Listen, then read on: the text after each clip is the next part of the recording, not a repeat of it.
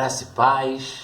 Logo mais nós teremos um estudo da Palavra de Deus, mas eu te convido nesse momento a estar com o coração quebrantado, te convido a fechar seus olhos. Nós teremos um momento de cântico, de louvor a Deus, de adoração, e eu te convido a estar meditando na letra deste cântico e que em nome de Jesus você venha a ser grandemente abençoado pelo Senhor. Louve a Deus juntamente conosco. Renova-me, Senhor Jesus, já não quero ser igual. Renova-me, Senhor Jesus, põe em mim seu coração, porque tudo que há dentro de mim necessita ser mudado, Senhor, porque tudo que há dentro do meu coração necessita mais de ti. Necessita mais de ti. Necessita mais de ti.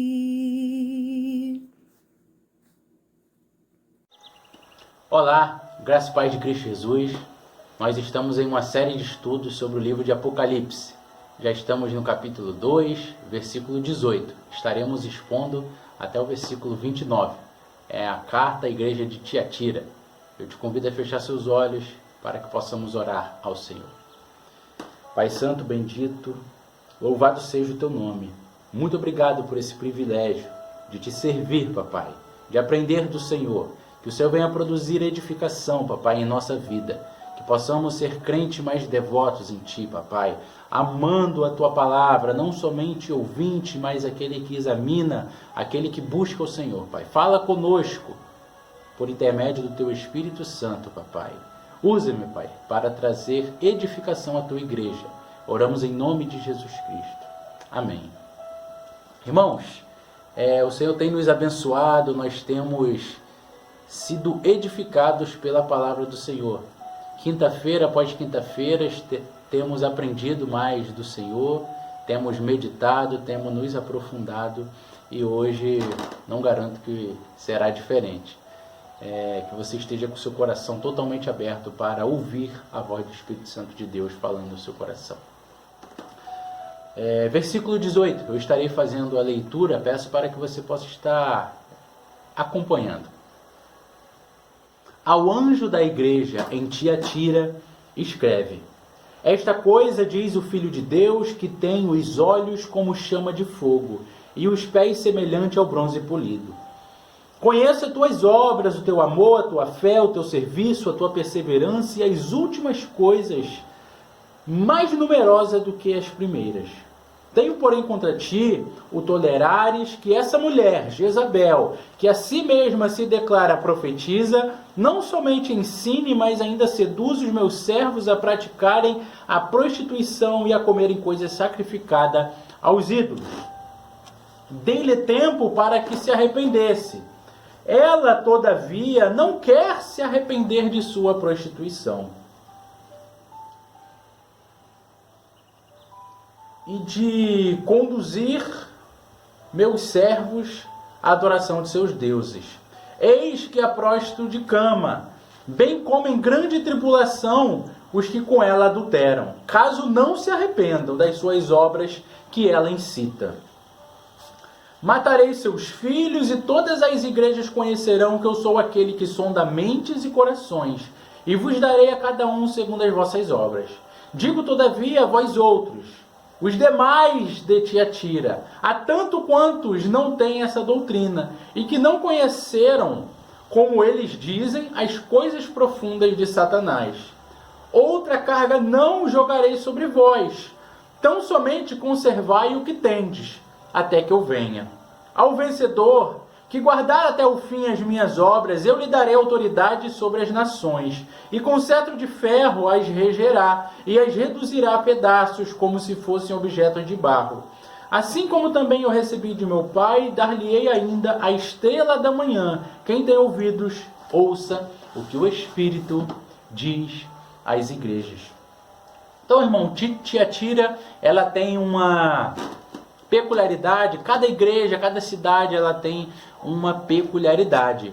Então, a Tiatira, ela era uma cidade que o que movimentava era o comércio, ela era forte na área comercial, mas não era tão forte como a cidade de Éfeso, como a cidade de Pérgamo, como a cidade de Esmirna. Ela era uma cidade pequena, ela era forte em lã, ela era forte em tinta. A Lídia, lá de Atos, capítulo 16, 14, nossa irmã em Cristo, ela morava nessa cidade, ela era vendedora também, ela era comerciante. A palavra do Senhor diz que ela era vendedora de púrpura. Então, ela tem esse contexto. Era uma cidade que não era assim tão importante como essas três cidades, essas três igrejas que foram aqui citadas, que nós vimos já nas semanas passadas e retrasadas. O interessante dessa carta é que mesmo essa cidade não tendo toda essa importância como a cidade de Éfeso, Pérgamo, como a cidade de Esmirna, é a maior carta. Então é algo interessante aqui também nesse estudo para nós estarmos registrando. Essa daqui é a carta mais longa, apesar de ser a menor cidade, ou uma cidade com menos importância.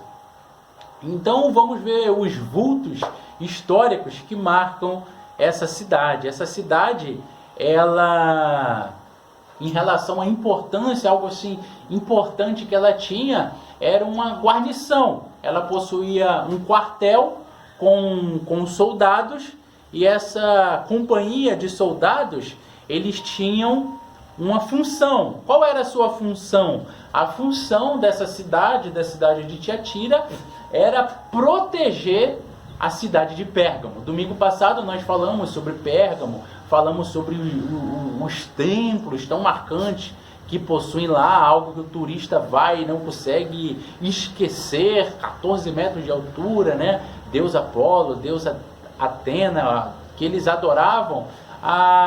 Já a cidade de Tiatira não tem essa relevância toda em relação a templos, em relação a deuses. E nem a própria cidade em si, ela não é uma cidade muito desenvolvida, ela só tem o comércio. Nós diríamos no dia de hoje que é como se fosse uma cidade de interior. Então a missão dela, pelo fato de ser como as cidades lá do Cerrado, descampado, ser uma cidade muito aberta, ela não possuía penhascos, não possuía abrigo, não possuía cobertas e abrigos, ela não possuía colinas. Então não era uma cidade onde o exército ele poderia estar se abrigando, poderia estar traçando estratégias para que ele pudesse, assim, quando for alvejado, se proteger. Enfim, em relação ao seu poder bélico, Tiatira não tinha nem condição de suportar uma guerra por muito tempo. Então essa cidade ela estava estrategicamente posicionada em um lugar que ela só seria útil para proteger a cidade de Pérgamo, que era mais 300 metros de altura, uma cidade rica, uma cidade próspera.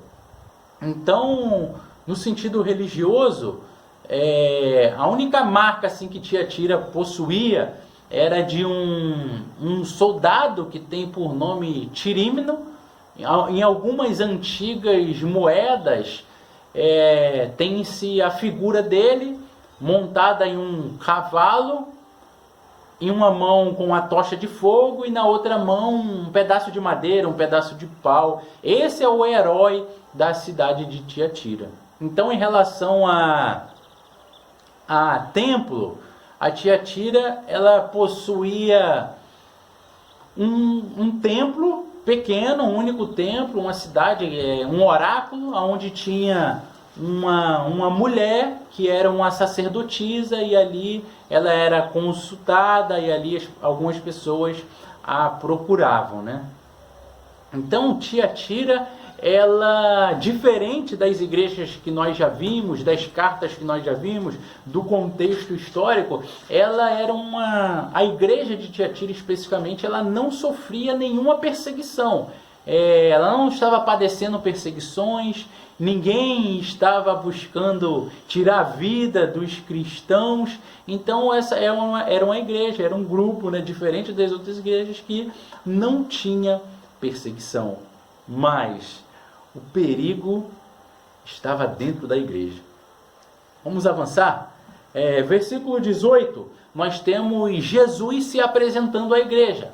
E em alguns estudos passados, nós falamos sobre Jesus ele se apresentando para cada igreja conforme uma pessoalidade, conforme uma particularidade exclusiva da igreja. Então Jesus ele vem se apresentar com essa forma particular para essa igreja que ele conhece, que ele passeia no meio, né?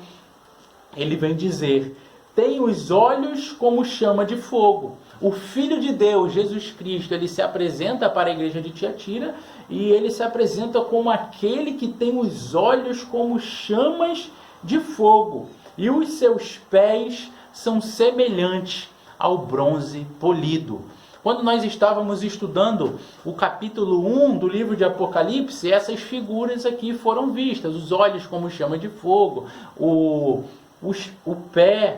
os pés do Senhor como bronze polido. Se eu não me engano, foi no estudo 3, no terceiro estudo, que nós falamos sobre o significado desse olho perescrutador do Senhor, que revela a onisciência de Deus, aquele que sabe de todas as coisas, aquele que vê todas as coisas, aquele que se aprofunda e vê o mais escrutínio possível, onde tiver mais escondido o Senhor, ele tem acesso. E esses pés de bronze polido é aquele que esmaga. O bronze está sempre associado na palavra de Deus, aquele que esmaga os seus inimigos, aquele juiz que decreta a sentença e cumpre. Então nós vemos no versículo 14, nós vemos no versículo 15, a sua cabeça e cabelos eram brancos, alvo como a neve, e seus olhos como chama de fogo, seus pés semelhante ao bronze polido, como que refinado numa fornalha, a voz como de muitas águas. Isso aqui já é matéria paga, nós já vimos isso aqui. Então essa menção dos olhos que flamejam, eles estão observando, eles estão buscando a justiça, os seus pés estão prontos para mostrar a verdade. É isso que o bronze representa em Apocalipse. O Senhor ele está pronto para desvendar os segredos de todos os corações. Então não existe erro, pecado que nós venhamos cometer ou dificuldade que o Senhor não venha sondar e não venha conhecer todas as dificuldades que a igreja possa vir a apresentar. E ainda tem mais dois significados para os olhos flamejantes, que é a ira acesa do Cristo que está glorificado, que foi ressuscitado diante do pecado, abominando. E esse olhar ele descobre todo o pecado, toda a farsa, todo o disfarce, e ele está para revelar os nossos mais íntimos segredos. E o bronze é o poder de Deus, o poder inflexível, o poder imensurável, invencível desse Cristo que estava morto, mas agora ele ressuscitou e ele vive pelos séculos dos séculos. Então essa é a apresentação do Senhor. Assim como nas demais cartas, há a declaração de conhecimento. Conheço as tuas obras, versículo 19. Conheço as tuas obras. É interessante observar que no versículo 13 do capítulo 1, o Senhor ele diz que está no meio dos candeeiros. No capítulo 2, versículo 1, estas coisas diz aquele que conserva na mão direita as 7 estrelas e que anda no meio dos candeeiros de ouro. Nós já vimos que o ouro é o brilho, o candeeiro é a igreja de Cristo Jesus que brilha. Essa revelação está no versículo 20 do capítulo 1. Os 7 candeeiros são as 7 igrejas, a totalidade das igrejas. Então Jesus, ele está no meio da igreja, mas ele não somente está no meio da igreja, como ele anda no meio da sua igreja. Então ele conhece, a Bíblia diz que ele tem a igreja em suas mãos, a liderança da igreja em suas mãos. Então ele conhece cada igreja, ele conhece na pessoalidade, na intimidade, porque ele está no meio dos candeeiros. Então ele conhece a igreja em sua totalidade. Então nós temos agora o elogio à igreja. Nós temos essa espécie de esboço que vem estruturar essas 7 cartas às 7 igrejas que representam a totalidade das igrejas. Então nós temos agora o elogio à igreja no versículo 19. Eu conheço o teu amor, eu conheço a tua fé, eu conheço o teu serviço, eu conheço a tua perseverança e as últimas obras mais numerosas do que as primeiras. Então o Senhor, ele é um Deus que ele conhece a igreja, ele vem elogiar a igreja. E a igreja de Tiatira, ela recebeu um elogio diferente do que a igreja de Éfeso recebeu. A igreja de Éfeso faltava amor nessa igreja. E já a igreja de Tiatira, ela recebe um elogio porque ela era uma igreja que sobrava o amor. E o original desse amor é o amor de Deus, é o amor ágape, é o amor que venha da parte de Deus para os membros dessa igreja e através dessa igreja para a sociedade, para os irmãos.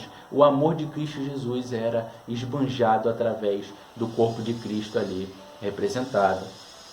O próximo elogio é a tua fé. Eu conheço a tua fé, ou a tua fidelidade. A palavra grega é pistes. Eu conheço a tua fidelidade. Os remanescentes fiéis, aqueles que se mantinham firmes, porque dentro da mesma igreja existiam aqueles que se mantinham fiéis e existiam aqueles que não se corrompiam de forma alguma, mas também por outro lado existiam uns que eram levados por todo o vento de doutrina, que negociavam a fé, que abandonavam o Senhor.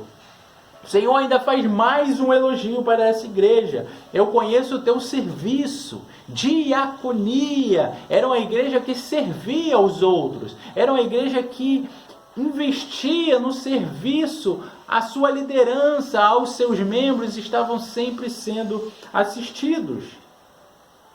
Eu conheço também a tua perseverança. Era uma igreja perseverante.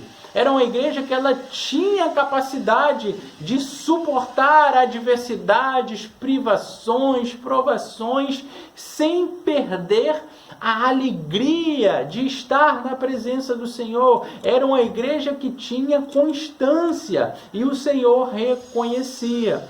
Então a igreja de Tiatira, ela é felicitada pelo seu amor, pela sua longanimidade, pela sua paciência, pela lealdade no serviço do Senhor.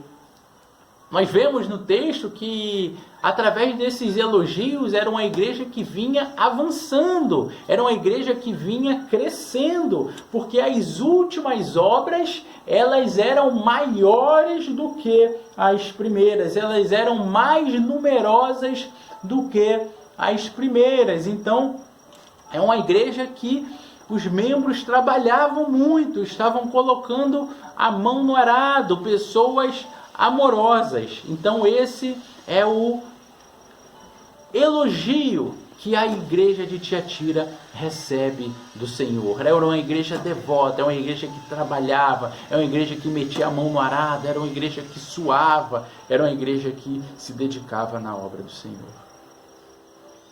Logo depois, no versículo 20, nós temos a crítica. O Senhor, ele vem trazer a sua igreja para um conserto naquilo que a sua igreja estava sendo negligente, estava errando, estava pecando.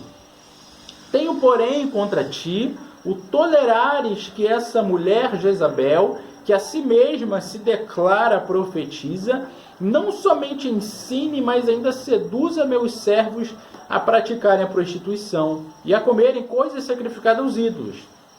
Dei-lhe tempo para que se arrependesse. Ela, todavia, não quer se arrepender de sua prostituição. Eis que a próstito de cama, bem como em grande tribulação os que com ela adultera, caso não se arrependam das obras que ela incita. Matarei os seus filhos, e todas as igrejas conhecerão que eu sou aquele que sonda mentes e corações, e vos darei a cada um segundo as vossas obras. Irmãos, a igreja de Tiatira, ela estava passando também, ela passou por um momento onde uma mulher que fazia parte da membresia, ela se levanta como uma líder e ela está influenciando outros membros a se prostituírem, a se corromperem, a abandonarem a fé. Então, irmãos, essa mulher, que é chamada de Jezabel, ela estava presidindo, foi dado a ela o púlpito para que ela pudesse estar falando, e ela que havia aprovado a obra dos nicolaítas, ela passa a ensinar as suas falsas doutrinas. E a Bíblia diz que os irmãos dessa igreja, esses mesmos irmãos, ou alguns irmãos, parte da igreja, que eram amorosos, que trabalhavam, que se dedicavam, fizeram vista grossa, porque eles toleravam o mal, toleravam o pecado que vinha através da vida dessa mulher. Diferente da igreja de Éfeso, que o Senhor diz que eles não admitiam, não toleravam os falsos apóstolos, os falsos ensinos. Já a igreja de Tiatira, uma igreja que trabalhava, se dedicava, mas que tolerava essa mulher Jezabel, que se levantou, que se deu um título de líder, se declarou profetisa, e ainda permitiram que não somente ela viesse falar, mas que ela viesse a ensinar na igreja. E ela estava seduzindo os membros do Senhor a estarem praticando a prostituição e adorando outros deuses, comendo comidas, alimentos sacrificados em rituais a outros deuses. Então, essa mulher, ela estava entrando em compromissos com o mundo e as moralidades mundanas. A igreja de Tiatira, como eu disse no início, ela possuía uma história de ser uma cidade comercial. Existiam algumas poucas indústrias, alguns poucos comércios, e existiam associações de comerciantes.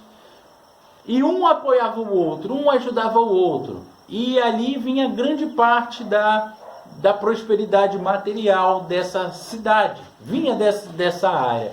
Então essa mulher, ela ensinava que os membros da igreja deveriam estar se associando também, junto com essas pessoas do mundo. Só que existia algo que não era edificante para o cristão.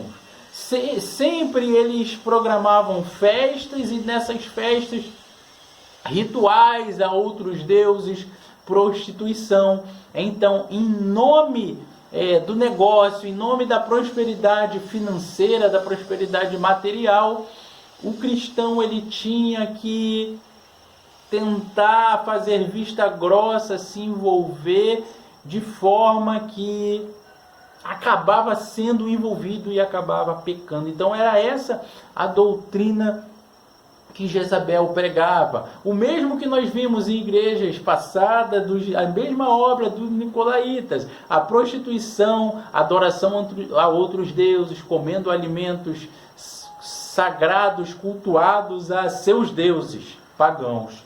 Então essa mulher, ela estava conduzindo a igreja para não olhar para essa prática apenas pecaminosa, ou não ver isso como algo que viesse tirar o cristão da comunhão com o Senhor. Isso era visto como algo normal. Ela ensinava que o corpo não tem problema com o pecado. Se você pecou, a graça de Deus ela vai superabundar, então é necessário pecar para que a graça de Deus seja grande. Então, alguns irmãos que estavam fracos na fé estavam indo por esse mau caminho. Então, irmãos, o perigo dessa igreja que não tinha perseguição, ele estava dentro da própria igreja. E nós vemos a graça de Deus, a misericórdia de Deus para com esses irmãos que estavam pecando, porque no versículo 21, o Senhor, ele dá tempo, o texto diz, dei tempo para que ele se arrependesse, mas eles não quiseram se arrepender. Então, da mesma forma aonde era usado para que eles pudessem ter momentos de prazer, eu dei tempo, o Senhor diz, eu dei tempo para que eles viessem se arrepender de sua prostituição. Na mesma medida que eles tinham seu momento de prazer, de alegria, se prostituindo, o Senhor os disciplina, colocando sobre a cama. Então eles passaram por uma grande tribulação, versículo 22, porque eles estavam adulterando contra o Senhor. Então o Senhor vem dizendo, caso eles não se arrependam de sua obra, e aqueles que seguem a doutrina de Jezabel, caso não se arrependam, estarão prostrados de cama. Então Deus ele mostra a sua misericórdia sobre esse pessoal que estava indo contra a vontade do Senhor. Ele dá tempo para o arrependimento, ele chama para si, e o versículo 23 vem dizendo, matarei os filhos e todas as igrejas conhecerão que eu sou aquele que sonda mente e corações, e darei a cada um segundo as suas próprias obras. A recompensa, o que você planta, você colhe. Então, esses seguidores desses falsos ensinos de Jezabel, eles perderiam a sua ligação, a sua salvação eterna, a sua vida, eles seriam desligados, eles perderiam sua vida eternamente, caso não viesse a se arrepender e voltar para o Senhor. Então o Senhor se dirige a essa parte da igreja, a essa parte da membresia. E agora o Senhor ele vem aconselhar os remanescentes fiéis. Nós estamos caminhando para a sexta parte dessa mensagem, que é o versículo 24 e o versículo 25. O Senhor vem exortar a sua igreja, os fiéis. Digo, todavia, a vós outros, agora eu estou falando com outras pessoas da mesma igreja, agora eu estou falando com vocês. Digo, todavia, a vocês, os demais de Tiatira, os demais da igreja, os fiéis dessa igreja. Há tantos quanto não têm essa doutrina e que não conheceram, como eles dizem, as coisas profundas de Satanás. Outra carga não jogarei sobre vós, tão somente conservai o que tendes, até que eu venha. Então, agora o Senhor ele se volta para os fiéis, para aqueles que não seguiram essa doutrina, porque essa mulher ela ensinava que o cristão ele tinha que conhecer o seu adversário, ele tinha que conhecer Satanás, ele tinha que se aprofundar nas coisas de Satanás, ele tinha que pecar mesmo para ele saber como que era o pecado e assim vir a conhecer o seu adversário e aí ter experiência de crescer. Então eu tinha que me envolver com as coisas de Satanás para ser um melhor cristão, uma melhor pessoa, um melhor servo. Então essa era a doutrina de Jezabel, era isso que ela ensinava nesta igreja. Então eu não preciso estar me envolvendo com o ocultismo e seguindo essas doutrinas que não conduz ao quebrantamento, que não conduz ao Senhor. Então o Senhor chama para si aqueles que são fiéis e diz para que eles pudessem estar conservando o que eles possuíam, que não viessem se envolver com o ocultismo, e sim que viessem estar buscando ao Senhor. Outra carga não jogarei sobre vós, conservai o que tendes, conservem o que vocês têm, conservem a minha palavra, conserve o que tem. Vocês têm que buscar os mistérios profundos da verdade divina. São esses que a igreja tem que buscar, são esses que a igreja tem que ir atrás e dominar com firmeza. Esses irmãos aqui estavam se envolvendo com as profundezas de Satanás. É isso que eles diziam, que seguiam através de Jezabel, versículo 24. As profundezas de Satanás. Eu posso pecar à vontade, a graça de Deus vai ser boa sobre mim, vai consumir meu pecado, eu tenho que viver em meio a isso para eu conhecer, para eu saber quem é Deus, conhecer meu inimigo, combater, não tem problema pecar. Esse era o ensinamento. Então o Senhor diz que a verdadeira igreja, a igreja do Senhor, não tem que estar conhecendo Satanás, não tem que estar falando de Satanás, tem que estar falando do Senhor, tem que se aprofundar em conhecer o Senhor. Conservai o que vocês têm, se aprofundem nos mistérios profundos da verdade divina. Observem o paralelo do que a palavra de Deus, do que a Bíblia Sagrada, ela nos mostra sobre a profundidade que o cristão tem que ter no conhecimento do Senhor, do seu Deus. O livro de Romanos, no capítulo 11, no versículo 33, ele diz: ó profundidade da riqueza, tanto da sabedoria como do conhecimento de Deus. Quão insondáveis são os seus juízos e quão inescrutáveis os seus caminhos.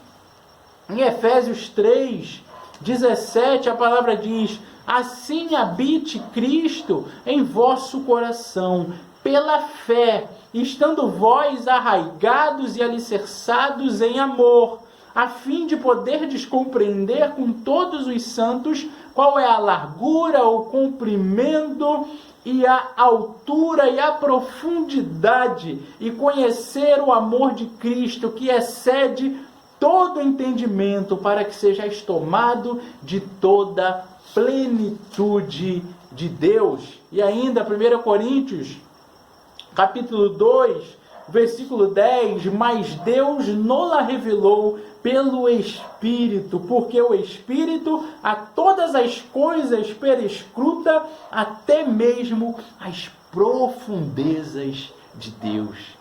Viu, irmãos, como o ensino da palavra de Deus, o ensino ortodoxo, ele é totalmente diferente. Ele é direto a buscar o Senhor, as profundezas do Senhor. Nós devemos, como nos disse o livro de Apocalipse, como disse o apóstolo João, como o Senhor Jesus Cristo ensinou, conserva o que você tem, busque ao Senhor, conserve a palavra, seja conservador em sua prática, em seus costumes, conserva o que você já possui, conservai o que tendes, versículo 25. A Bíblia Sagrada, a palavra de Deus, ela é suficiente, ela é inerrante, ela é infalível. Nós não temos que criar nada, nós não temos que buscar nenhum outro ser, nenhum outro livro, nenhum outro conhecimento que venha nos completar, porque a Bíblia ela não erra, a Bíblia é infalível, a Bíblia é suficiente. Isso é um princípio básico da fé. Se eu ficar criando outros ensinamentos, outras fábulas, outros ensinos, vai ser necessário que eu fique criando e sempre esteja algo diferente para alimentar um povo curioso. E nós temos que sim conservar o que nós já possuímos, ficar com a palavra de Deus. É possível manter-se puro mesmo quando outros ao nosso redor, ao nosso lado, estão se corrompendo. Então o Senhor, Ele vem falar com a sua igreja que se mantinha fiel. E essa igreja que se mantém fiel, ela terá uma recompensa ao vencedor, versículo 26, que guardar até o fim as minhas obras. Eu lhe darei autoridade, e sobre as nações, e com cetro de ferro, as regerá e as reduzirá a pedaços como se fossem objetos de barro. Assim como também eu recebi de meu Pai, dar-lhe-ei ainda a estrela da manhã. Quem tem ouvidos, ouça o que o Espírito diz às igrejas. Nós temos muita dificuldade de ouvir, irmão. Nas 3 cartas às demais igrejas que ainda faltam, sempre se encerra dessa forma. Assim como na de Éfeso. Quem tem ouvidos, ouça. Nós temos que ouvir mais o Senhor. A fé vem do ouvir. Nós temos que ouvir, nós temos que estar atento. Nós temos que ouvir a voz do Senhor. Nós temos que meditar na palavra do Senhor. Nós temos que buscar o Senhor. Nós vimos, irmãos, que nessa igreja, na igreja de Tiatira, existia uma grande batalha. E a Bíblia diz que aos vencedores, aqueles que guardarem até o fim as obras do Senhor, aquele que guardasse até o fim, é o que diz no versículo 26, aqueles que guardassem até o fim a obra de Cristo, a pureza da vida cristã, a oposição contra as obras de Jezabel, esses sim seriam vitoriosos, esses sim iriam reinar. Jezabel, ela ensinava que você deveria fazer parte do esquema, fazer parte desses grupos comerciais. A igreja tinha que se misturar com o mundo, a igreja tinha que ter as coisas do mundo também, porque não tem nada a ver, porque isso é normal. Então quem não se envolvesse estaria reduzido, perderia o prestígio, não teria mais espaço. E Cristo aqui, ele vem falar com a sua igreja, com os fiéis, com os remanescentes fiéis. Ele promete que aos vencedores iriam ocupar lugar de maior prestígio, de maior honra. Essa é uma citação que é feita ao próprio Cristo e aos que permanecerem fiéis. O Senhor diz que iriam reinar juntamente com Ele. E o Senhor, irmão, o Senhor Jesus, Ele tira isso lá do Salmo, capítulo de número 2. Acompanhe comigo, esse Salmo ele é conhecido como o Salmo Messiânico. O Salmo de número 2, o versículo 8. Pede-me, eu te darei as nações por herança e as extremidades da terra por tua possessão. Com vara de ferro as regerás e as despedaçarás, como um vaso de oleiro. Apocalipse, versículo 12, capítulo 5. Nasceu-lhe, pois, um filho, varão, que há de reger todas as nações com cetro de ferro. E o seu filho foi arrebatado para Deus até o seu trono. E para concluir, Apocalipse 22:16. Eu, Jesus, enviei o meu anjo para vos testificar estas coisas às igrejas. Eu sou a raiz e a geração de Davi, a brilhante estrela de amanhã. Irmãos, a perseverança é a marca dos santos. Vamos perseverar em seguir a doutrina dos apóstolos, em seguir os caminhos do Senhor Jesus, em seguir a palavra. Não vamos permitir, assim como a igreja de Éfeso, que não permitiu o falso ensino, as fábulas e heresias que diz o apóstolo Pedro, que não vamos permitir que isso venha nos perseguir, porque a igreja de Tiatira, ela não sofria perseguição. Não tinha templo a César, adoração a outros deuses. Mas o problema surgiu de dentro da igreja, de dentro da membresia. Venhamos estar atentos, venhamos aperfeiçoar aquilo que precisamos aperfeiçoar. Venhamos crescer e acertar cada vez mais naquilo que já estamos acertando. E venhamos viver como igreja para a glória de Deus. Renova-me, Senhor Jesus, já não quero ser igual. Renova-me, Senhor Jesus, põe em mim seu coração,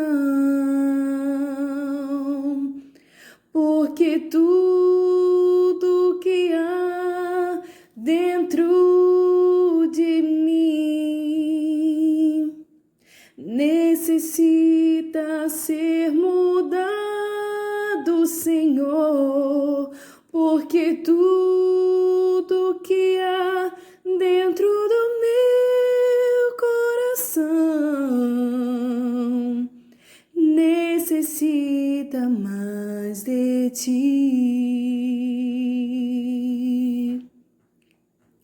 Necessita mais de ti. Necessita mais de ti.